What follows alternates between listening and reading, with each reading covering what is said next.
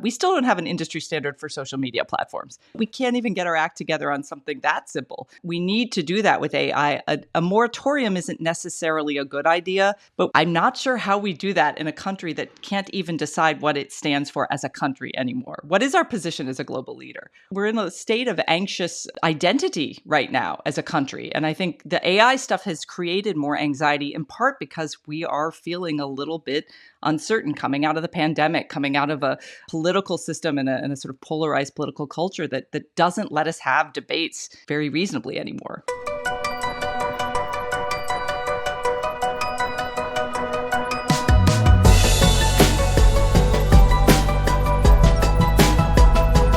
On this podcast, our guests usually offer up a healthy dose of doom and gloom on everything from geopolitics to economics and popular culture.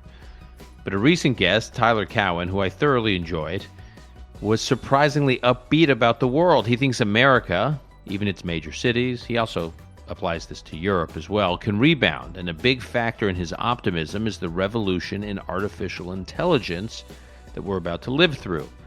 That conversation generated a lot of heat from some of our listeners. I mean, some found it interesting and illuminating, but others not so much. And foremost in the not so much category was Dr. Christine Rosen. So I invited Christine on to give us her, let's call it her techno-pessimist's view of the AI revolution. Christine Rosen is a senior fellow at the American Enterprise Institute, where she focuses on American history, culture, technology, and feminism. She's also a columnist for Commentary Magazine and one of the co-hosts of the Commentary Magazine podcast. Christine is also a fellow at the University of Virginia's Institute for Advanced Studies in Culture and a senior editor in an advisory role at the New Atlantis. We've had guests on associated with the New Atlantis in the past, including Eric Cohen, one of its founders. Previously, Christine was a distinguished visiting scholar at the Library of Congress. She's the author of numerous books and the co-author of many books. Her next book, coming out soon, is called The Extinction of Experience. And she's a prolific opinion writer, not only on the pages of Commentary, but also the LA Times, National Affairs. I mentioned the New Atlantis, also the New York Times, MIT Technology Review, Politico, Slate, the Wall Street Journal, the Washington Post, and the New England Journal of Medicine. Christine Rosen on the coming era of artificial intelligence. This is Call Me Back. And I'm pleased to welcome to this podcast Christine Rosen of the American Enterprise Institute and Commentary Magazine, and most importantly, a regular co-host of the critically acclaimed Commentary Magazine podcast. I always say critically acclaimed whenever I have Pot Hortz on, and not once has someone questioned, where's it been reviewed? Like, where's it just about to ask. I know, Our Apple reviewers would some of them would disagree with critically acclaimed, but not once has anyone ever said critically acclaimed, so I'm just going to keep doing it. Christine, thanks for being here. Thanks so much for having me. So the reason I called you and said, let's have a conversation is because a couple weeks ago, I had Tyler Cowen on this podcast where we talked mostly about AI. And then you all on the critically acclaimed Commentary podcast, daily podcast, you guys reacted to the conversation with Tyler.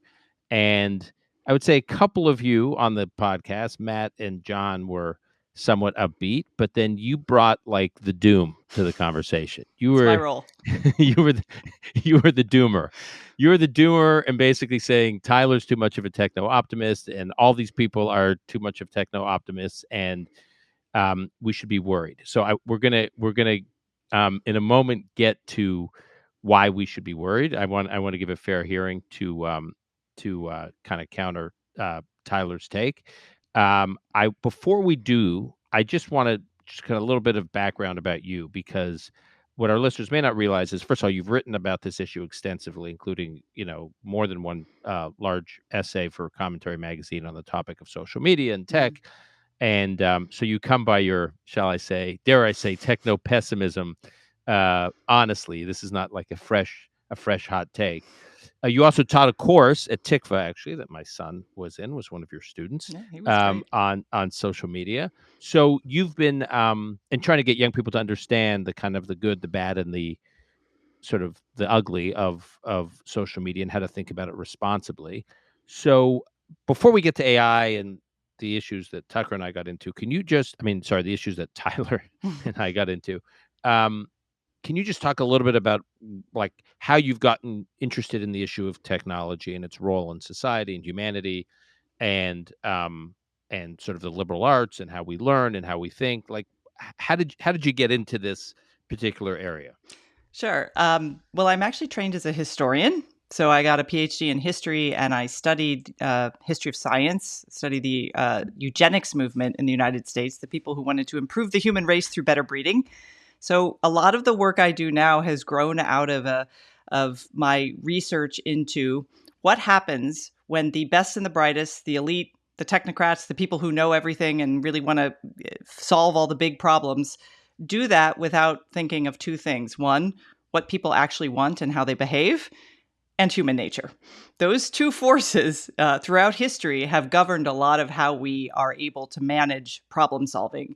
And so what I found with my historical research is that when you make these broad, often progressive, optimistic efforts to completely transform human behavior, to make us better, faster, stronger, all these things, more productive, more efficient, all of these things. All of these things are good, by the way. I'm not judging these as bad goals.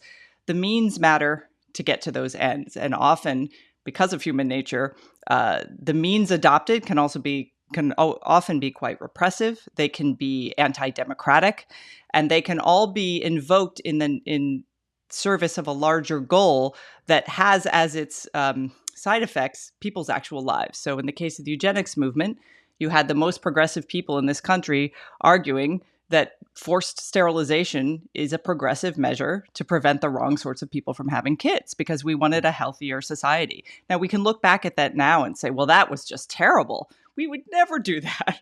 But of course, at the time, that's precisely what was considered, the enlightened way of looking at solving a human problem. So I come out of that historical background, spent a lot of time in archives. I have a lot of respect for the slow and arduous process of trying to figure out these problems from a historian's perspective versus, say, a political scientist perspective or an economist perspective. So I bring that into a lot of these debates. And then a couple friends and I founded the New Atlantis 20 years ago. And Eric Cohen? Yes, Eric Cohen of Tikva, Yuval Levin, who's a close friend, and both yes, Yuval and Eric have been on this podcast. Yuval and Adam Kuyper and Eric Brown and I founded this little journal. And luckily, when you start your own publication, as you know, when you start your own podcast, you can do whatever you want. So those guys just let me go off on crazy tangents. I started writing about a history of the remote control, which became an essay about how we're kind of habituated to more on-demand content. And, I ended up writing about friendship, which became a longer essay about early social media companies, MySpace. I was writing about MySpace. I tell that to kids nowadays. They're like, what is that? I'm like, go back into the mists of the past and you will learn about MySpace. Right. So I was able to look at our use of personal technology and to ask questions about what motivates us to embrace these tools. How does it change our behavior, if it does? What does it improve? What unintended consequences often emerge from these sorts of tools? So when you launched the New Atlantis, and which was primarily focused on bioethics, and it was the sort of the Leon Cass era at the Bush White House, George W. Bush White House.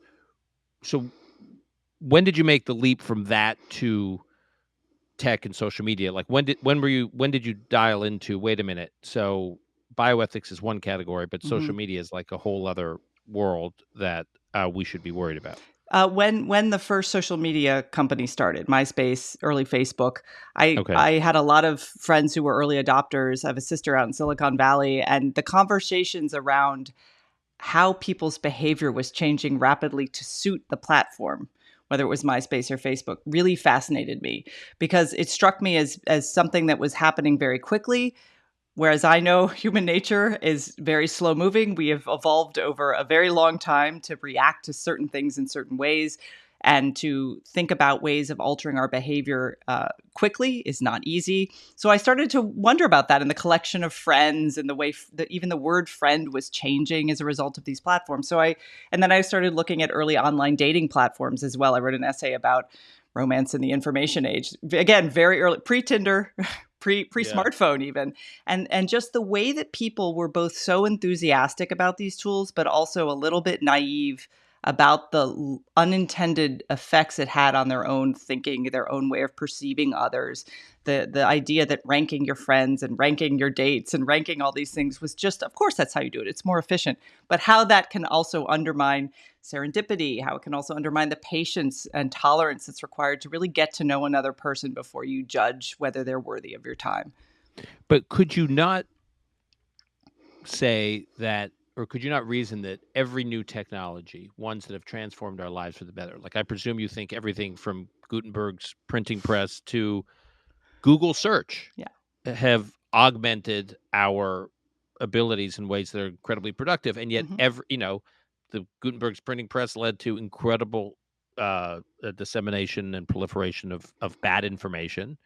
And it produced, we were able to have the Bible reach far and wide, and also Mein Kampf reach far and wide. So you could have made with Google search, enabled us to augment our skills and producing and writing and thinking and researching, and yet again, incredible spread of misinformation. Like, couldn't you, these concerns you have, you could apply to every innovation in history? And so again, before we get to AI, just take those topics you were hitting just now, like social media.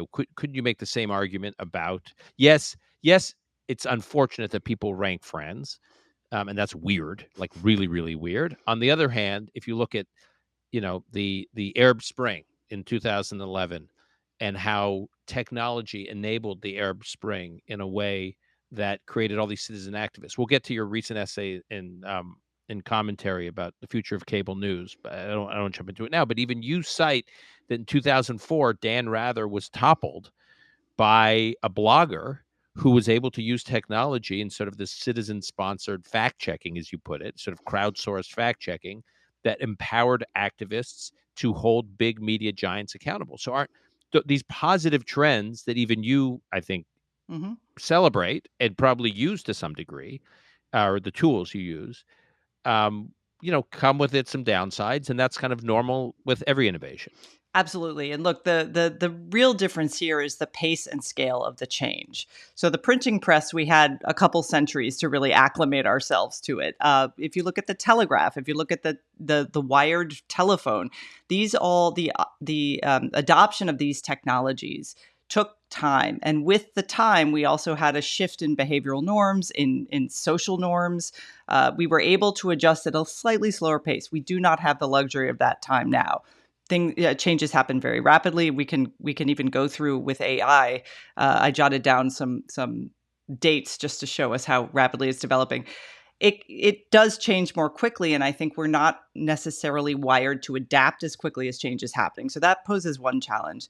The secondary challenge, and I would say even with all the benefits of a lot of social media platforms, a lot of destruction of the gatekeepers in media, for example, which I do think was a necessary thing, is that it's very easy to tear things down and it's harder to rebuild. So we're in this new process, I think, both with social media platforms and with the new media, where we're trying to figure out how to build a new thing that functions under new conditions. And that's going to be a lot of trial and error. That's going to be a lot of upheaval. It's going to be a lot of misinformation that people are going to come across as a result of this. But I worry, the danger I always feel that's in the back of my mind, both with these platforms, with AI, with any of these new tools, is what kinds of behaviors are we habituating ourselves to? Are we trying to become more like the machines? Are we trying to make the machines more worthy of us? Trying to make the machines function in a way that is an extension of man, as old theorists used to say, of technology? Or are we becoming more like the machine? How many of us have had the experience once a week of having to prove you're not a bot, prove you're not a machine? You got to go on and click all the pictures.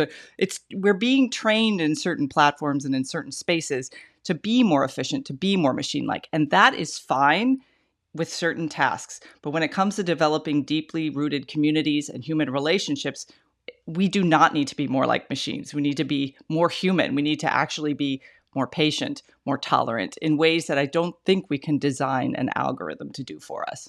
So I think, so bringing it to this AI moment, I put this is going to be sort of a crude categorization, but I put put people's reactions to it in like one of 4 or 5 categories. There's the, oh my God, AI is the Terminator, and Yeah, it's gonna Skynet. like It's right, Skynet. exactly.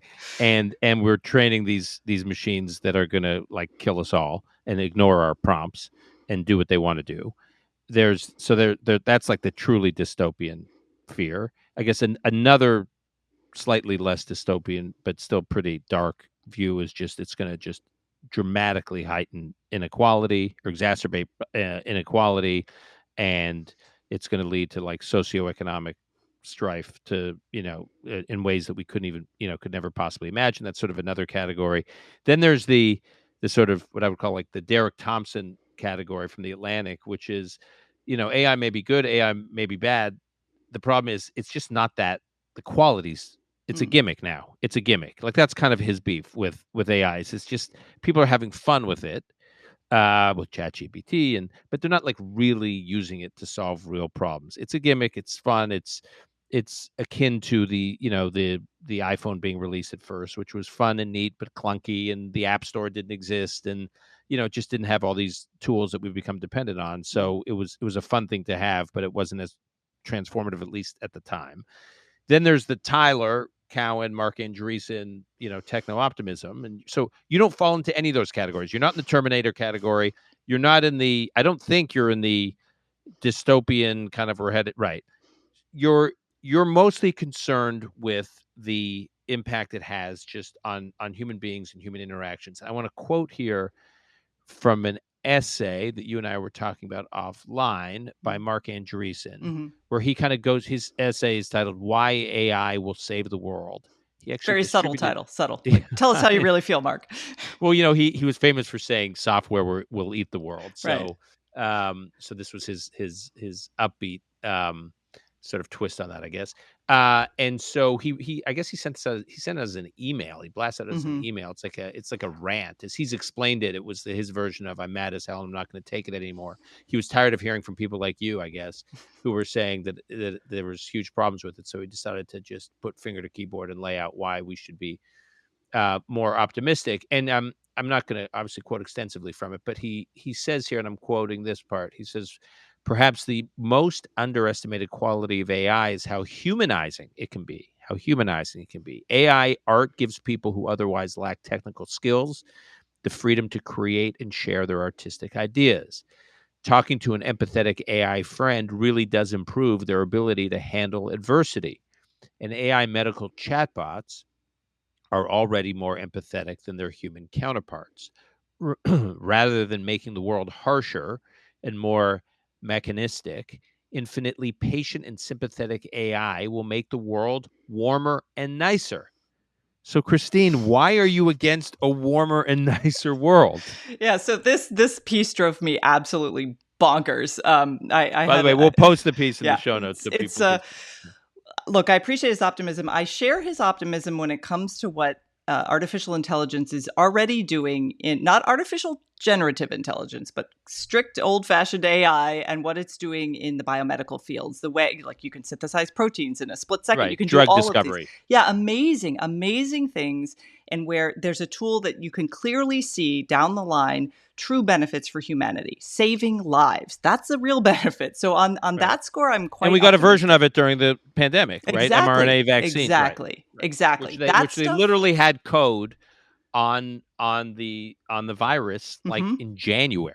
That right. and the heads of some of the drug companies said the code they used to create their mRNA vaccine was the code that landed in their inboxes in January. Exactly. I mean, of 2020. Well, and think of like cancer screening, the scans, having radiologists work with an AI tool that can pinpoint and find patterns in a moment that would take a radiologist a lifetime to be adept at finding. Now, that you don't want to take the human out of that loop ever, in my opinion. But there are these hugely powerful positive things that are going to come out of these tools. Where I depart from the Andreessens of the world is this idea that we should replace human interactions with AI chatbots, for example. So here's the whole thing that humans have a struggle with. We can't sit in a room by ourselves alone doing nothing and be happy.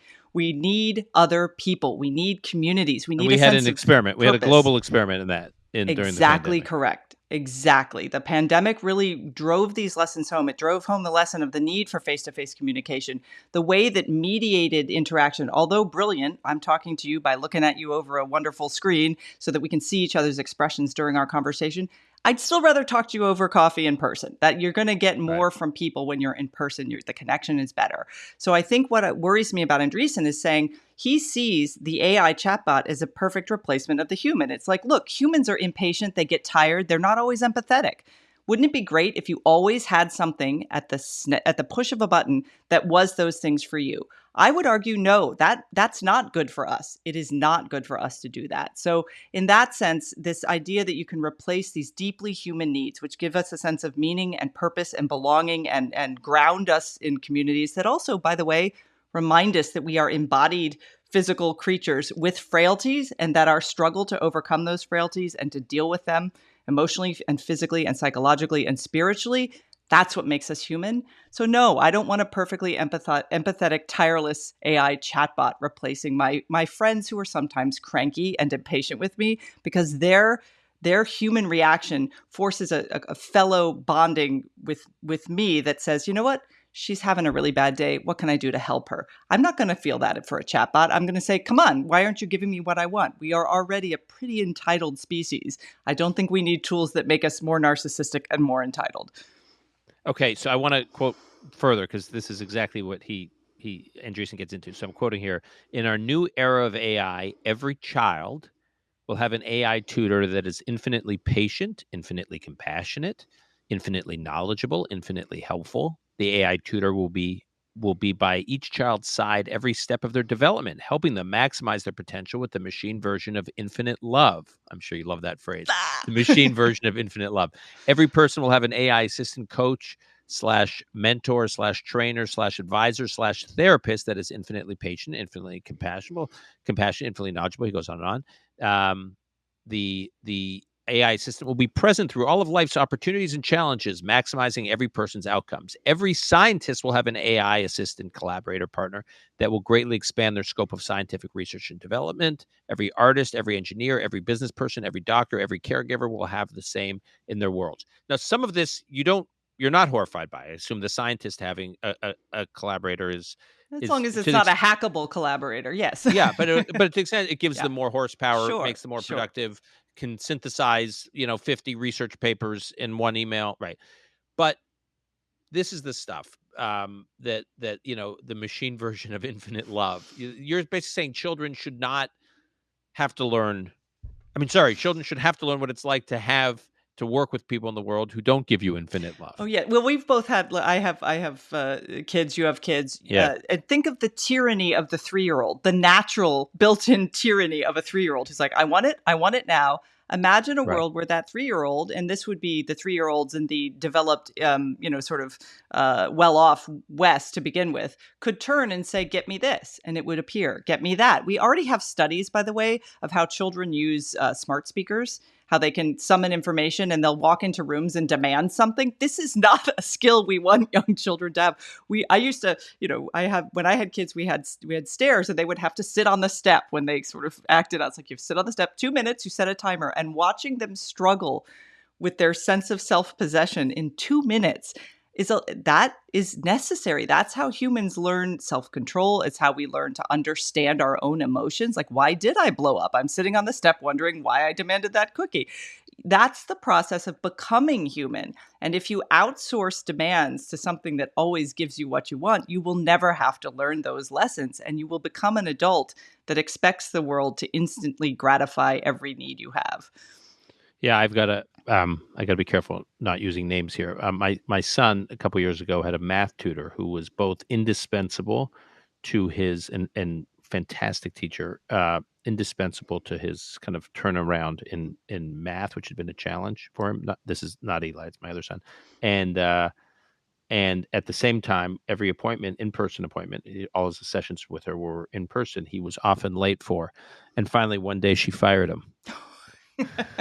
But life lesson, right? Right. That's my point. She fired him as a student because he was always late, and he was horrified because he was like, I won't be able to make it in math if I can't see it. I said, dude, get on the phone. Yeah. and make your case and like come up with your parole plan, like Right. figure out how you're going to fix this. And like, I'm not saying my son is going to be a mathematician, but I do think that kind of experience is the Mm. opposite of what Mark is envisioning, with the ever accommodating, ever patient, ever I'm here to serve you um, AI tutor. And can we also acknowledge that he's describing a one-way relationship? Look at what this thing will give to you. The problem that we know from human computer relationship studies, we have decades and decades of social science and computer science research that shows we will impart motives and feelings and behavior to the AI that it doesn't even necessarily have. And we do that because as human beings, that's how we learn to connect. And this started with Eliza, the chatbot, which people instantly thought had feelings because it was talking to them. And the Right. sophistication and the level of mimicry that we're going to be able to do with AI, and already can do to some extent with ChatGPT, is going to exacerbate that likelihood. And again, for adults, it's bad enough, but for a child to emotionally invest in something that has absolutely zero emotional investment in the human being in return, it's simply programming. Okay, so let me ask you: did you feel about a couple random examples? Do you think that? I mean, you're basically saying it's de-skilling us, Yes. if you will, as humans, de-skilling us of human skills. So did you think that autocorrect de-skilled us, or digital maps in a way de-skilled us? Like, Yes, they do you, all do. Yeah, and again, the trade-off we make. So take GPS. GPS is indispensable to most people these days. I use it all the time when I travel, but it does change our perception of things. First of all, I grew up learning how to navigate on paper maps. I took a road trip in grad school with a car with, it didn't even have power steering standard. We drove across the country. We had paper maps. We got lost all the time. We had to stop. We had to put the map on the hood of the car and figure out where we ask were people going. for directions? Ask human beings, where are we? Where do we go? Where can Right. we stay? Where can we eat? Which kind of taught us about the places Yeah. we were. It was, I will never forget that trip. It was a wonderful, wonderful experience, and incredibly scary at times, where you're like staying in a dodgy hotel and you're like, we don't even know where we are on the map. Those are good experiences. GPS is much safer, more efficient, puts you right at the center of the map, but you don't know where you're going or how. And I think we've made a trade-off there where we've decided that the efficiency and the ease is worth it. And so that's good. I think for the most part, all those little anecdotal stories we heard at the beginning of the GPS era where people drove off cliffs or into lakes, we hear fewer and fewer of those. But we Right. do lose that navigation skill. I make my kids learn how to read a paper map because that is something that most kids don't have to do. Yes, You I'm do like, that? yeah, I do. We put out the map and I'm like, okay, find where we're going, because we take a drive up to Maine every summer. And I want them, if for some reason the GPS went out, to be able to find their way if they had to. It's a skill. So we Right. can choose to keep those skills going. We can also decide, you know what, the trade-off is worth it. I think GPS, the trade-off was worth it, even as it has led to a decline of certain skills. But the human skills, the emotional skills, the reading each other's feelings, the understanding, the true empathy skills, I really am concerned about the de-skilling that's already taken place even before we've gotten into the world of perfect AI chatbots. So that I'm sympathetic to a lot of what you're saying, and then I'm just sort of it's kind of coming up against the kind of the hard rocks of reality of not just technology progress, as or depending on how you look at it, but just the world of geopolitics and the kind of dangerous, scary world we live in. And if you think about, there's no unified vision for AI in the United States, but to the extent that there's some kind of unified vision for what AI should be in China, it is quite daunting. In terms of, I mean, you already look at what they've done with 5G and the influence, and the way they use TikTok and the way they use sort of digital authoritarianism to control their population. I mean, they have a vision. Talk about dystopian. They have a vision for how to use AI, and they want to be an AI superpower globally, and they have reach. If you look at their one belt, one road strategy and their kind of death trap, debt, what is it? What was it? Whatever, the death trap diplomacy around the world, and gaining all this leverage around the world. AI could take that to a whole other level. That's the reality. That's what we're up against, the United States. So at a practical level, do you think there's any way to put the brakes on this without putting us at a massive disadvantage with adversaries like China? So I know that this is often the way it's posed. If we don't do it, if we don't do this well, i.e., if we don't have any breaks and just go ahead, get stuff to market as quickly as possible, then bad guys in China will. And I know that's true. That's likely true. I don't think that's an unlikely scenario at all. However, I do think we need to think through previous revolutionary moments and how we dealt with them. So think of, a lot of people point to nuclear, but I think this is much more like recombinant DNA research, where we could permanently alter what it means to be human. We have the skills now. Now with CRISPR, we can do these things.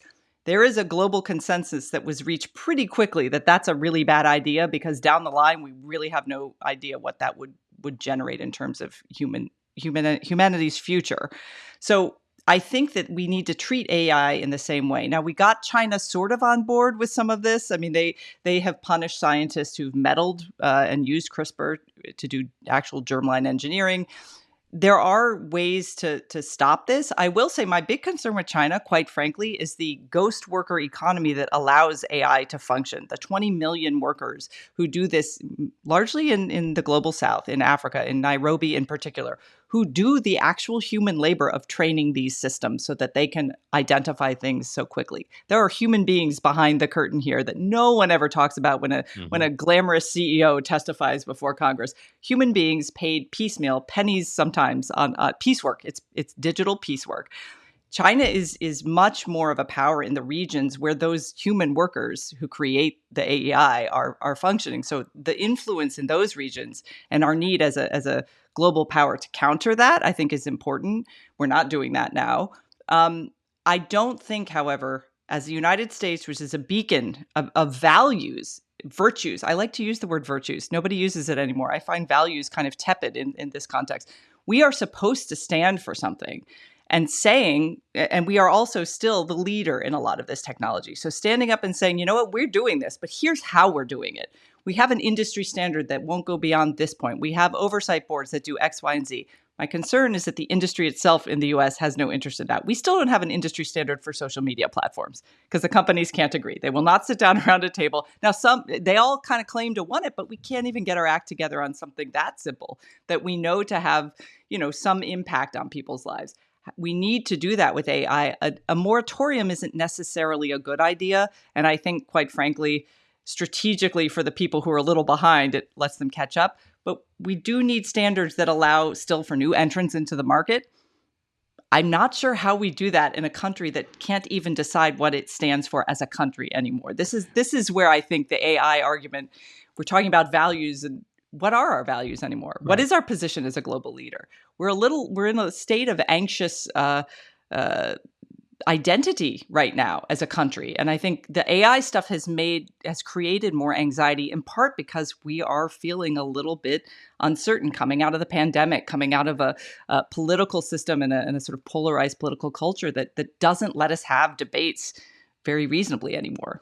But you said earlier, and I think you have some dates there, maybe the speed with which AI is developed. So can you just? Yeah. So I decided to. I was like, well, maybe I'm exaggerating. I wanted to look back. So 1997, the infamous Deep Blue chess match where Deep Blue defeats Kasparov. So in 2000, then flash forward, 2016, Deep Mind wins in AlphaGo. Now this was a version of AlphaGo. Go is a very complicated game. This was a version of AlphaGo. There's like tens of thousands of moves in AlphaGo versus chess, which is a fraction of that. So much more complicated than chess. It solves it, but it does it by being trained against human matches. It learned by seeing how humans played AlphaGo. That's in 2016. Flash forward to AlphaGo now. It's called AlphaGo Zero.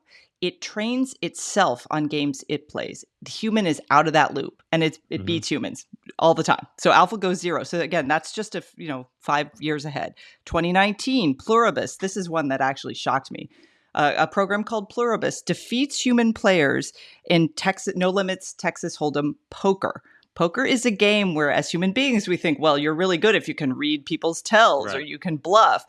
Right. The computer beat us at that. And then finally, you've got Cicero, developed by Meta, which this was the one that was really intriguing to me. So it was playing a game called Diplomacy. Again, something that involves strategy making, understanding motive, and it was very skilled at winning using deception. It figured out how to be deceptive, and the humans didn't know. And that to me just shows that's from 1997 to 2023. That's a very short span of time where the tools that we've developed in many ways have figured out how to outsmart us, we slow biological creatures, and we can't always explain how they figured that out. That's the black box part that I think the Andreessens and the Tyler Cowens of the world just kind of sail right by. But if you talk, I've talked to AI researchers who work on a lot of biomedical issues, which is why I'm very optimistic about what's happening in that field. But a lot of them will be honest with you and say, we figured out how to do this. And when we went back and tried to figure out how it did it, we couldn't explain how it did it. Now, that doesn't concern them because they're dealing with very limited sort of goals with a lot of safety and guardrails up that they put in the beginning. But not all AI researchers are going to have those narrow goals and guardrails. And so if you can't explain how something learned to do something, how are you going to reverse engineer it if something catastrophic gets out of control? That's where I think the catastrophism is not entirely crazy, because you've got to know how to go back and reverse engineer. So Cowen used this thing where he did a percentage like, oh, well, if the plane was 90% likely to land safely, wouldn't you still get on the plane? Well, AI researchers themselves have described their work as building the plane while it's taking off. So I'm not getting on that plane. So I think we got to think about the likely risk of some of this stuff. So November of 22 is when ChatGPT was released, right? So, I mean, was it on your radar before then? A little bit, but only in sort of, it was mentioned here and there in articles I would read and sort of pretty tech-specific journals where people chat about that stuff. But yeah. Okay. So but you were focused on social media before that, and social media kind of building, developing, progressing, permeating so many parts of our lives for about a decade and a half. The computing power here and the intensity of it is like at a whole other scale.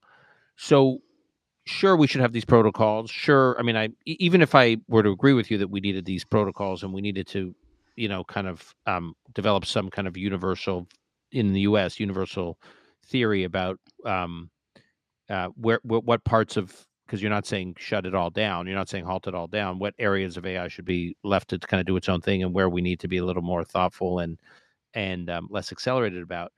But like at a practical level, again, okay, fine. I mean, even if it just strikes me the speed with which this is moving. I mean, our government doesn't even yeah. Well, that's the concern. I mean, everybody knows whenever a tech CEO testifies before Congress, it's always very amusing to see the congressmen like they're still back in 1992. No, they behave like help desks. Yes. The members of Congress, they're out. So wait a minute. You're telling me what now? Yeah. No, but so this is the moment we're in. And that's why I actually think that neither the total doom saying shut it all down, and there's a contingent of those folks, or it's all fine, just let it run wild. Both of those are extremes we cannot really accept or should not accept. There is a middle ground. The problem is, I think, for one thing, the leaders in that middle ground, I've talked to people who run these companies. There is zero incentive for them coming from either the risk of regulation or legislation, or fear of being held accountable later on if something does run amok. They have only one incentive: get to market first. Get what we're doing to market first, so that we can be the first ones in this space using AI in this way. And I understand that. I am a free market person. I think this is a generally healthy impulse. The challenge I have is that all the mechanisms we have in place, whether it's regulation, whether it's lawsuits, for example, litigation is a pretty good tool if something goes wild and harms people to deal with it. Where's responsibility here? So when you talk to the people who do this research, if they can't even pinpoint, well, the algorithm did it. Well, that's not really legitimate. If you're being sued, the whole company is going to get sued. The way responsibility is dispersed in a lot of these companies with regard to AI, the outsourcing of a lot of the sort of data input that comes in to generate these models, it's just very complicated. And if the people who are using it can't explain it in a clear-eyed way, how are any human beings, just the average Joes like me, gonna be able to demand that they be responsible for what they produce down the line if it harms people? You are a teacher. Tyler said on the conversation he and I had on my podcast, I said, "Does this mean the end of homework?" He says, "Homework's already over. It's over. Like, that is over." He says, "Whatever you can get students to do in class Hmm. will be where the real learning happens. But homework is just, you learn to develop other skills. But homework, the way you would think of homework, which is thinking, reasoning, writing, researching, unless it's done in class, kids are not going to learn how to do it." So this strikes me as something that's not. There's a net gain and a net loss here. The net gain, I love it that you probably grew up in the era where you had to handwrite your exams in a blue book, right? Remember when Yeah, people yeah, yeah, actually yeah. taught handwriting? That was Yeah. eons ago. But there are these skills that we will, in a weird way, have to bring back By because the way, I still learned something in a better way, and the longevity of my memory for it is higher when I actually have to write yes, rather than just scroll or type there or is whatever, cognitive tap on something. research that backs that up. Students who take notes by hand in a lecture retain more information than those who use keyboards because they have to summarize in their head while they're writing. They cannot just do a transcript word for word. So that there is actually the way our brains are designed is to write, to slow down the thought, compress it, summarize it, put it on paper. So I think that those skills, if we end up weirdly having to bring those back, that's a net positive. The net negative is, and I deal with this with students. I teach college level. I teach everywhere from junior high to high school to college level. The idea that every bit of the world's knowledge is available to them with a Google search or online or in a Wikipedia article is something I really try to dissuade them of that idea. That notion. So much of our knowledge is still embedded in undigitized archives, in old books, in places that they might never come across because they assume everything's on the screen in front of them. And the concern I have with these AI generated chatbot, ChatGPT, for example, it will fake things. So you can say, write a scientific article with citations about X subject, and it'll create it and it'll look perfect. Some of the footnotes will be faked. Some of the research will be faked. It will seem absolutely plausible, but it is not true. And so the difference between plausibility and truth is I think, the distinction that as teachers we're going to have to make with our students going forward all the time.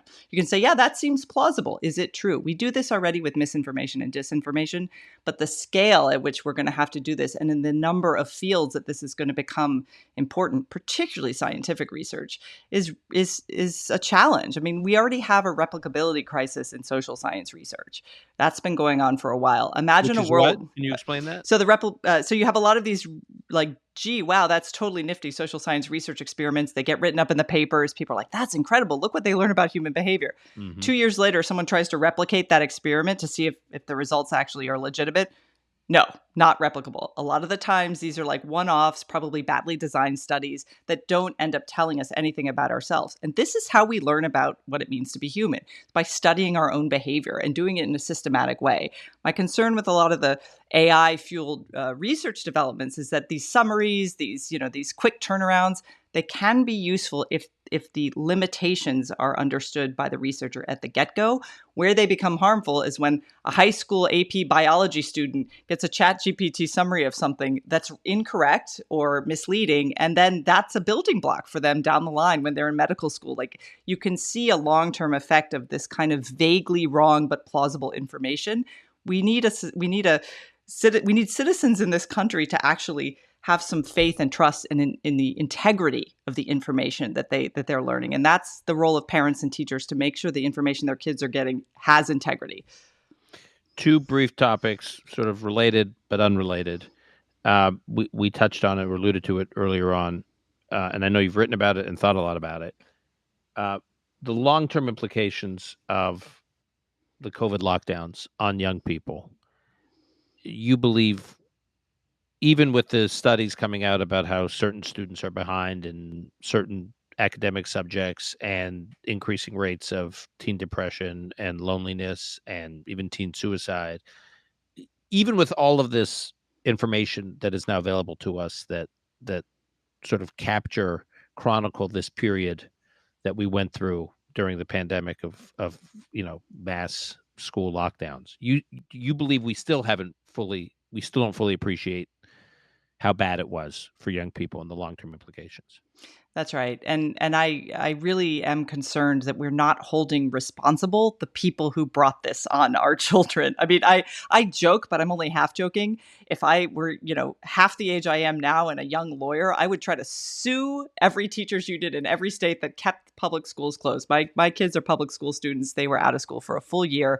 They were high schoolers. They had the benefit of me being able to really supplement what they did. And I did do that. So they were okay. They still lost a lot of learning. I mean, there's still huge gaps that they found, in the academically or social learning? Both. So their entire cohort, they're about to be seniors in high school.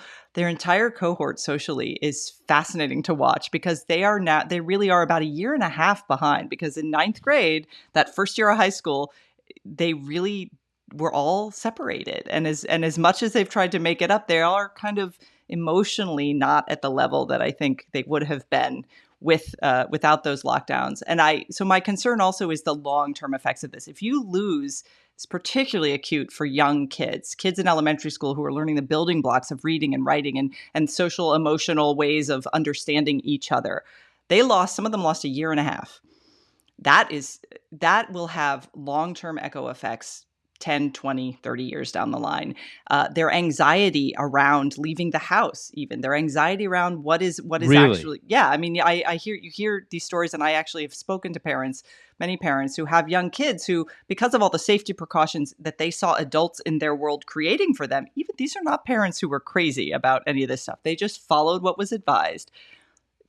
Anytime someone gets sick, the kids are like, well, we have to test. There are all these protocols that they just grew up assuming was normal that aren't normal. They were excessive. Right. And so the parents are having to kind of teach them, well, that was just pandemic era stuff. We don't have to it's just a cold. We don't have to test for that. It's just the flu. You're just going to rest. You don't need any, but the fear and anxiety, that stuff comes out down the line. And we see, I think, some of the mental health crises, it was building before the pandemic. What exacerbated it, particularly for young people, was this sense of isolation. And they would spend a lot of time online and they would be chatting with their friends, but they still didn't feel connected to them in some way. It didn't help them. For some kids, it was fine. But for kids who were already trying to deal with the mental health problems, it made it worse for them. So that kind of stuff is where I think it was both a wake-up call, but actually I fear we will not hold the public officials, the public health establishment, and the teachers' unions accountable for what they did to an entire generation of children. It's a tragedy what they did to those kids. Yeah, I agree. We gotta I guess find those lawyers who can take this on. I just come on, you young lawyers, get out there. Yeah. I'm too old. So. Okay, I want to just wrap with your piece. In the most, I think it's the most recent issue of Commentary. Yeah, it is titled "The End of Cable News," which you pivoted off of both Tucker Carlson leaving Fox News and Chris Licht stepping down from CNN. And I'm just going to quote from you here. You say the overall effect for consumers is that the news is digital and atmospheric rather than coming from a particular voice. This has resulted in declining audience loyalty to individual news gathering institutions and greater engagement with the social media platforms that serve up information like a hyperactive Associated Press, a 21st century wire service with memes. I like that.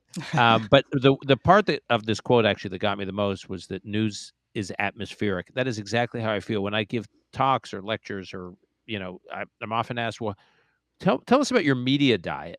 I get that, a version of that. Like, what do you read what newspapers do you read? As though I stack up like the FT and the Wall Street Journal, New York Times every day, and just go through it all.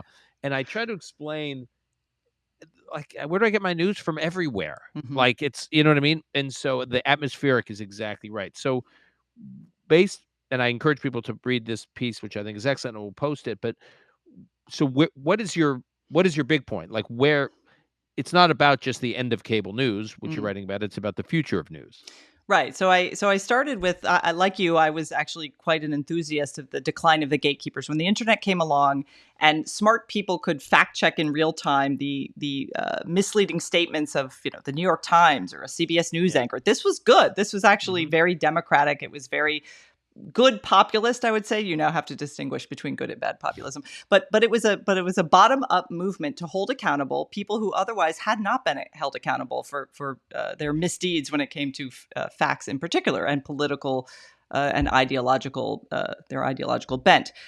So then you get into cable news actually did dramatically broaden the amount of content, particularly ideological political content, all along the spectrum. Again, all for the good. If you like it, if you like your left-leaning news, you watch MSNBC. If you like your right-leaning, you watch Fox News. That's fine. They compete, healthy, go for it. They fact check each other. There's some sort of weird balance there. But social media really upended all of that because we're just getting the information in little microdoses. It doesn't really matter where it comes from, and we don't really check where the original source is. So you read the tweet. Do you click on the story and read it? Sometimes.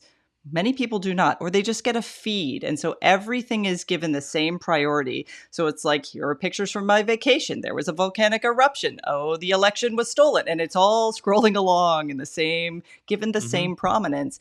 And there's not an encouragement of depth seeking, right? So I think the danger with social media, Tucker is a perfect example. He leaves, he's technically still with Fox News, but he's broadcasting his own show on Twitter.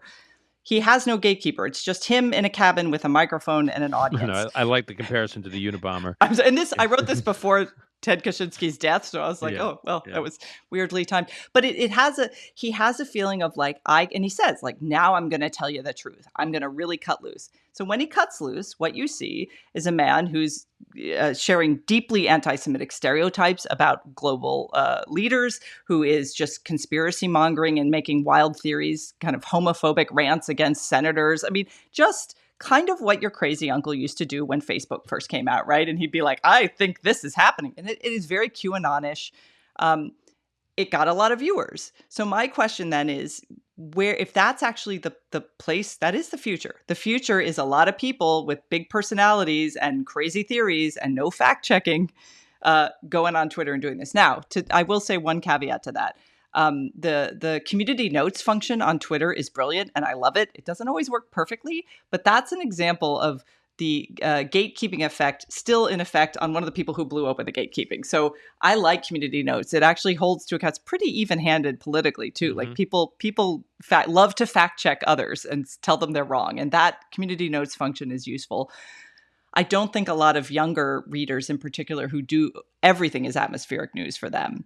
The problem becomes when we are very tribal politics, very polarized culture, and then you add into that a lack of integrity in some of the information sourcing that people do. You just get people screaming at each other and pointing. So I've heard people argue about the Tucker thing on one side or the other. Well, he's just telling us the truth. They all lie to us. Okay, post-COVID, there's a lot of truth to the idea that, the officials in charge often tell you the noble lie so that you don't freak out. There's evidence for that. There's also evidence that he's just kind of gone a little crazy. So how do you come to what democracy used to always do best, which is everybody arguing and then coming to some compromise, some sense of agreement so we can move beyond that? I feel like we're all really trapped in the same constant battles. Social media drives them, but it's not caused entirely by social media. It's caused by the way we behave as human beings. So that is my concern. The future, cable news can't save us. It's kind of dead. Social media is going to make this problem worse. How do we come out? What's next after this that's going to get us away from that? The one hopeful opportunity is I do think you will see increased investment in highly personalized, in a healthy way, highly personalized, personality-driven news. So, for example, not to plug your critically acclaimed podcast, but the commentary podcast has a personality to it. It has a real personality to it. I know from when I'm on it, like people talk, will say, like they talk about you guys like your siblings, like we squabble like siblings. They squabble and they analyze like it's like the Kremlinology of like, oh, John and Christine argued about this today, got a little tense, but then Matt came in and Abe was a little quiet, but he made that key point. It was very, and that AI can't do that. Right. And by the way, I see this with other news sources, not just podcasts, but even print. Some of these Substacks I read, some of like the Jewish Insider, which is this daily news feed I read, it has a real personality to it, geared towards people with a real interest. It has values. It has values and principles. Exactly. Right. And a voice and a personality that I don't think these large language models are going to be able to replicate, at least anytime soon. So I do think you will see a doubling and tripling down in investment in the kind of more thoughtful, personality-driven news. Some of it will be crazy. Yeah. So some of it will be unthoughtful. But it's a free country. I mean, if you look, we're free speech people. Like, right. You got to take the crazy to give everybody a voice. That's the deal. That's the deal. Right. So, all right, Christine, thank you for doing this. Thank you. It's a pleasure. Hopefully, I hope to have you back on. We will post a couple of these pieces we discussed in the show notes. And thanks for bringing a douse of crushing morosity to the Call Me Back podcast. Happy to. You're on brand, and we shouldn't let Tyler get away with his uncrushing hyper optimism. So so the counter has been laid out. Great. Thank you so much.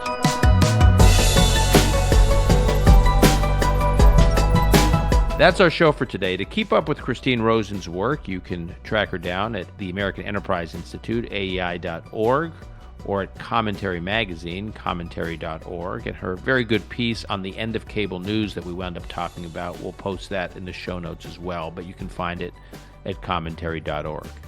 Call Me Back is produced by Alon Benatar. Until next time, I'm your host, Dan Senor.